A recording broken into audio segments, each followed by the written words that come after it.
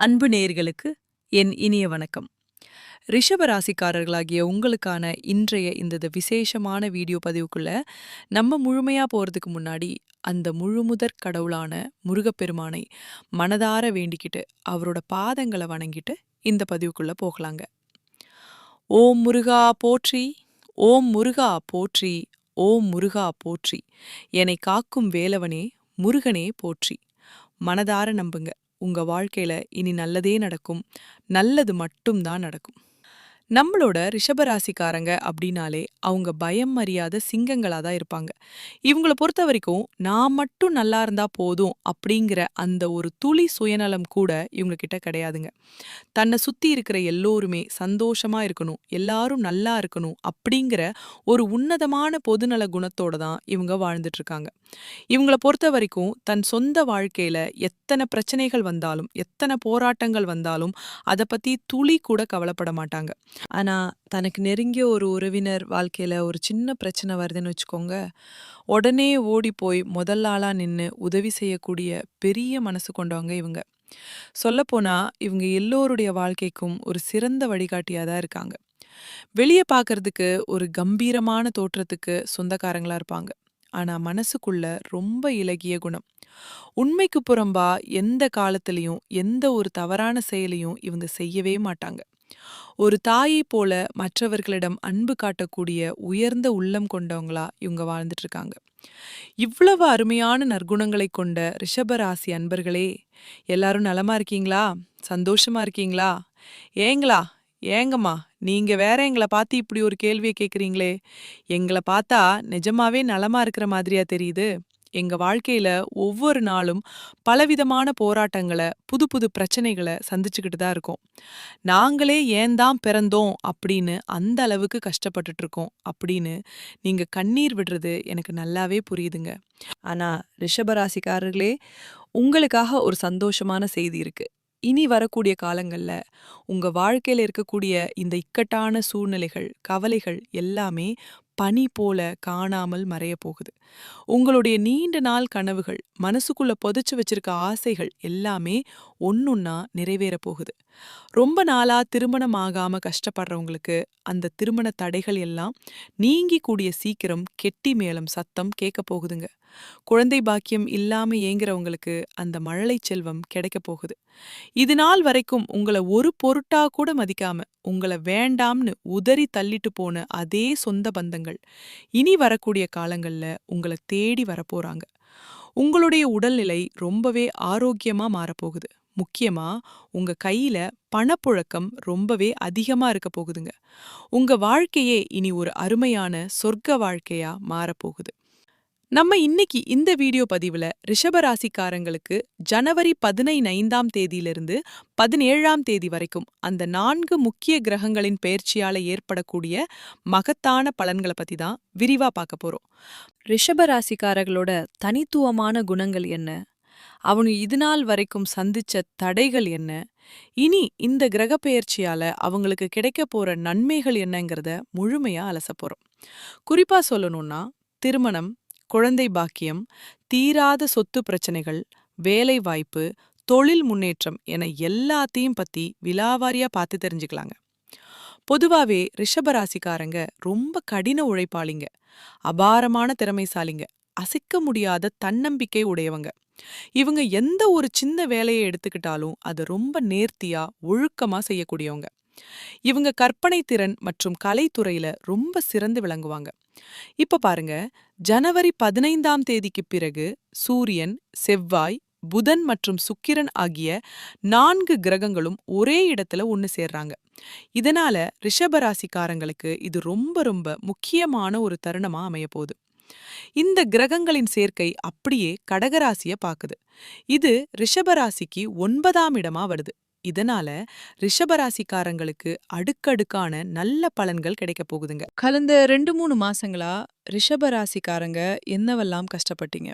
திருமண தடை, கல்வியில மந்தம், வேலையில ஏகப்பட்ட பிரச்சனைகள், கணவன் மனைவிக்குள்ள அடிக்கடி வர சண்டை சச்சரவுகள், நண்பர்கள் மற்றும் கூட்டாளிகளுடன் மனஸ்தாபம், வருமானமே இல்லாம போனது, தேவையற்ற மருத்துவ செலவுகள்னு இப்படி பல தடைகளை நீங்க சந்திச்சிருக்கலாம். ஆனா இதோ இந்த ஜனவரி 15ஆம் தேதிக்கு பிறகு அப்படியே தலைகீழா மாறப்போகுது. உங்க வீட்ல சுப காரியங்கள் நடக்கும். திருமணம் கூடி வரும். குழந்தை பாக்கியம் கிடைக்கும். இழுபறியா இருந்த பூர்வீக சொத்து பிரச்சனைகள் ஒரு முடிவுக்கு வரும்.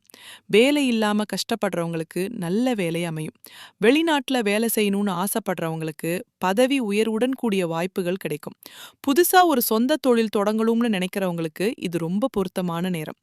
கழுத்தை நெரிக்கிற கடன் பிரச்சனைகள் எல்லாம் படிப்படியா தீரும். சொந்தமா வீடு, இடம், வாகனம் வாங்கணுங்கிற உங்களோட அந்த மிகப்பெரிய யோகம் இப்போ கைகூடி வருதுங்க. குறிப்பா கமிஷன் தொழில் பண்றவங்க, வியாபாரிகள், ஐடி துறையில இருக்கிறவங்க, வங்கித் துறையினர்கள், அப்புறம் இந்த யூனிஃபார்ம் போட்டு வேலை செய்றாங்களே அவங்க, மருத்துவர்கள், கலைத்துறையினர்கள்னு எல்லாருக்குமே இந்த நேரம் மிகவும் சாதகமா அமையும்.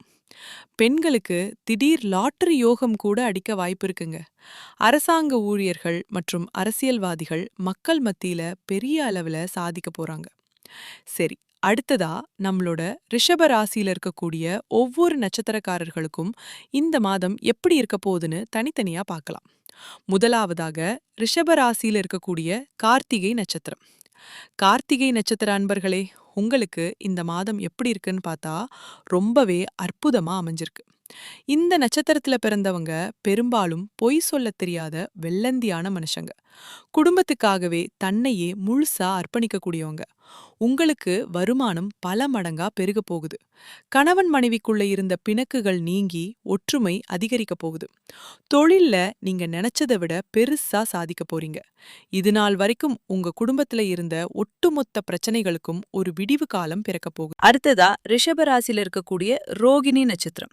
ரோகிணி நட்சத்திரக்காரர்களே, உங்களுக்கு இந்த மாதம் உண்மையிலேயே அருமையா இருக்க போகுது. ரோகிணி நட்சத்திரத்துல பிறந்தவங்க இயற்கையிலேயே ரொம்ப பாசமானவங்க, அன்பானவங்க, கலைகள்ல ரொம்பவே ஆர்வமும் திறமையும் கொண்டவங்க. இவங்களுக்கு கலைத்துறை, கல்வித்துறை மற்றும் கற்பனை சார்ந்த துறைகள்ல ரொம்ப பெரிய முன்னேற்றம் கிடைக்க போகுது. ரொம்ப நாளா ஆசைப்பட்ட மாதிரி வீடு, இடம், வண்டி வாகனம் வாங்குற யோகம் உங்களை தேடி வரப்போகுது. மொத்தத்துல சொல்லணும்னா உங்க வாழ்க்கையே இனி ஒரு சொர்க்க வாழ்க்கையா மாறப்போகுதுங்க. அடுத்ததாக ரிஷபராசியில இருக்கக்கூடிய மிருகசீரிடம் நட்சத்திரம். உங்களுக்கு இந்த மாதம் எப்படி இருக்குன்னு பாத்தீங்கன்னா ஒரு சூப்பரான மாசமா இது அமைய போகுது. மிருகசீரிடம் நட்சத்திரத்துல பிறந்தவங்க பிறப்பாலேயே ரொம்ப தைரியமானவங்க, தன்னம்பிக்கை அதிகம் உள்ளவங்க, ரொம்ப ஒழுக்கமானவங்க. இவங்க தன் குடும்பத்துல ஏதாவது ஒரு நல்ல விசேஷம் நடக்கணும், சுப காரியங்கள் நடக்கணும் அப்படிங்கிறதுக்காகவே ரொம்ப நாளா உழைச்சுக்கிட்டே இருக்காங்க. அந்த உழைப்புக்கு இப்போ பலன் கிடைக்க போகுது. மனசுக்கு பிடிச்ச காதல் திருமணம் நடக்க வாய்ப்பு ரொம்ப அதிகமா இருக்கு. மழலை செல்வம் கிடைக்கும். தொழில்ல இது நாள் வரைக்கும் இருந்த முட்டுக்கட்டைகள் எல்லாம் உடைஞ்செறியப்படும். நீங்க எந்த ஒரு விஷயத்துக்காக இவ்வளவு காலமா ஆசைப்பட்டீங்களோ அந்த ஆசைகள் எல்லாமே இனி அடுக்கடுக்கா நிறைவேற போகுது. உங்களை வேண்டான்னு சொன்னவங்க எல்லாம் இப்போ உங்ககிட்ட தேடி வந்து பேச போறாங்க. உங்க வாழ்க்கையும் சொர்க்கமா மாறும். சொத்து ரீதியான வழக்குகளுக்கு ஒரு நல்ல தீர்வு கிடைக்கும். குடும்பத்துல அமைதி நிலவும். பணப்புழக்கம் அதிகமா இருக்கும். இது நாள் வரைக்கும் மத்தவங்க கிட்ட கடன் வாங்கி கஷ்டப்பட்டிருப்பீங்க. ஆனா இனி வரக்கூடிய காலங்கள்ல நீங்க ஒரு 4-5 பேருக்கு கடன் கொடுக்கக்கூடிய அளவுக்கு பெரிய செல்வாக்குள்ள ஒரு உயர்ந்த வாழ்க்கைய வாழப் போறீங்க. நேயர்களே, சில பேர் நினைப்பாங்க, என்னோட குலதெய்வம் எங்கேயோ இருக்கு, எனக்கு ஒன்னும் தெரியலையே அப்படின்னு கவலைப்படுவீங்க. அப்படியெல்லாம் நீங்க நினைக்கவே வேண்டாங்க. நீங்க எங்க இருந்தாலும் சரி, உங்க வீட்ல ஒரு தீபம் ஏத்தி வச்சு, அந்த தீப ஒளியில தெய்வங்கள் இருக்காங்க அப்படின்னு முழுசா நம்பி வழிபாடு செய்யுங்க. ஒருவேளை உங்களுக்கு குலதெய்வமே தெரியாவிட்டாலும் பரவாயில்லை. ஏதாவது ஒரு நல்ல நாள்ல மனசார குலதெய்வத்தை நினைச்சு பிரார்த்தனை பண்ணுங்க. குலதெய்வ வழிபாடு குலத்தத்தை காக்கும் அப்படின்னு பெரியவங்க சொல்லுவாங்க. அதனால முதல்ல குலதெய்வம், அப்புறம் உங்க இஷ்ட தெய்வம், அப்புறம் உங்களுக்கு பிடிச்ச மத்த தெய்வங்கள்னு வழிபடுங்க. நான் எந்த கோயிலுக்கு போனாலும் என்ன பண்ணாலும் ஒரு மாற்றமும் இல்லையே அப்படின்னு நீங்க புலம்புவீங்க. தினமும் காலையில எழுந்ததும் அந்த சூரிய பகவான அப்படியே நேருக்கு நேரா பார்த்து நமஸ்காரம் பண்ணுங்க. அந்த சூரியனோட அனுக்கிரகம் உங்களுக்கு கிடைச்சாலே போதும். மத்த கிரகங்கள் எல்லாம் உங்களுக்கு சாதகமா இல்லைனா கூட பரவாயில்ல. அந்த சூரியனோட பிரகாசம் உங்க வாழ்க்கையவே வெளிச்சமா மாத்திடும். உங்க கண்ணீர் எல்லாம் காத்துல கரைஞ்சு போயிடும். நம்ம ராசி மண்டலத்துல 2வது ராசியா வரதுதான் இந்த ரிஷப ராசி. ரிஷபராசியில கார்த்திகை 2, 3, 4ஆம் பாதம், ரோகிணி நட்சத்திரம் முழுமையா, மிருக சீரிடம் 1 மற்றும் 2ஆம் பாதங்கள் அடங்கும். இந்த ரிஷபராசிக்கு அதிபதி யாருன்னு பாத்தீங்கன்னா அந்த சுக்கிர பகவான் தான். இவங்களுக்கு நட்பு ராசிகளா மிதுனம், மகரம், கன்னி மற்றும் கும்பம் இருக்கு. ரிஷபராசிக்காரங்க ஒரு முறை வில்லிலிருந்து புறப்பட்ட அம்பு போல தன்னோட குறிக்கோள்ல இருந்து ஒருபோதும் தவறாம வாழக்கூடியவங்க. சமூக மாற்றத்துக்காகவும் தன் குடும்ப முன்னேற்றத்துக்காகவும் இவங்க இரவு பகல் பார்க்காம உழைச்சுக்கிட்டே இருப்பாங்க.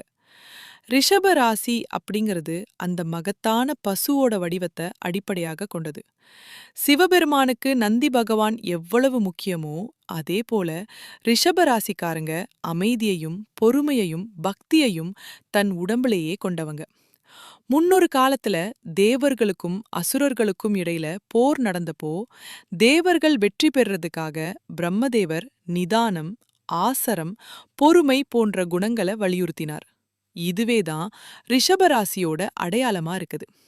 இவங்க உழைப்பு, நிலைத்தன்மை மற்றும் அன்புக்கு ஒரு பெரிய உதாரணமா இருப்பாங்க. ரிஷபராசிக்காரங்க பொதுவாவே பார்க்கறதுக்கு ரொம்ப அழகா இருப்பாங்க. நல்ல ருசியான உணவுகளை விரும்பி சாப்பிடுவாங்க. ரொம்ப வசதியான, ஆடம்பரமான வாழ்க்கைய அனுபவிக்கணும்னு ஆசைப்படுவாங்க. சில நேரங்கள்ல சுகபோக வாழ்க்கைக்காக அதிகமா பணம் செலவழிப்பாங்க. ஆனா இவங்க கிட்ட ஒரு சின்ன பிரச்சனை என்னன்னா, பிடிவாத குணம் கொஞ்சம் ஜாஸ்தியா இருக்கும். மத்தவங்க சொல்ற ஆலோசனைகளை அவ்ளோ சீக்கிரம் ஏத்துக்க மாட்டாங்க. இந்த ஆடம்பர ஆசை காரணமா சில சமயங்கள்ல சில தீய பழக்கங்களுக்கு கூட அடிமையாக வாய்ப்பு இருக்கு. அதனால கொஞ்சம் கவனமா இருங்க. ரொம்ப உணர்ச்சி வசப்படக்கூடியவங்களா இருந்தாலும் பாசத்துக்காக உயிரையே கொடுக்கக்கூடியவங்களா இவங்க இருப்பாங்க. ஆனா யாராவது ஒருத்தர் இவங்களுக்கு துரோகம் பண்ணிட்டா அதை தாங்கிக்க முடியாம மனத்தளவுல ரொம்ப உடைஞ்சு போயிடுவாங்க. முக்கியமா ஒரு விஷயம், நம்ம ரிஷபராசிக்காரங்க வடக்கு திசையில தலை வச்சு மட்டும் படுக்கவே கூடாதுங்க. ஏன்னா அது உடல் நலத்துல பெரிய பாதிப்புகளை ஏற்படுத்தும். முக்கியமா அடிக்கடி தலைவலி, தூக்கமில்லாத ஒரு நிலைமை, மனசுல ஒரு விதமான சங்கடம், தேவையில்லாத பதற்றத்தை உருவாக்கும். எவ்வளவுதான் பணம் வந்தாலும் அது கையில நிக்காம கரைஞ்சு போயிடும். அதே போல மேற்கு திசையில படுக்கிறதுனால சோம்பேறித்தனம் அதிகமாகும். வேண்டாத கெட்ட பழக்கங்கள்ல ஈடுபட வாய்ப்பு இருக்கு.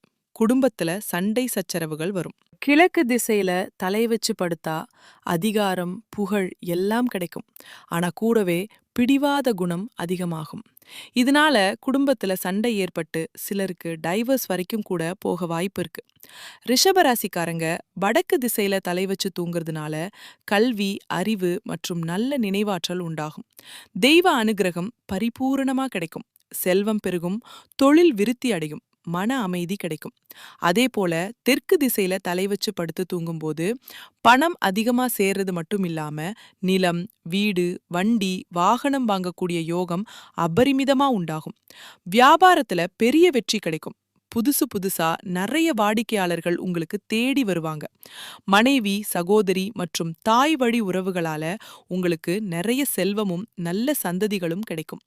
தந்தை வழி உறவுகள், பங்காளிகள், அண்ணன் தம்பிக்குள்ள இதுநாள் வரைக்கும் இருந்த அந்த சொத்து தகராறுகள், சண்டை சச்சரவுகள் எல்லாமே இந்த மாசத்தோட காணாம போக போகுது.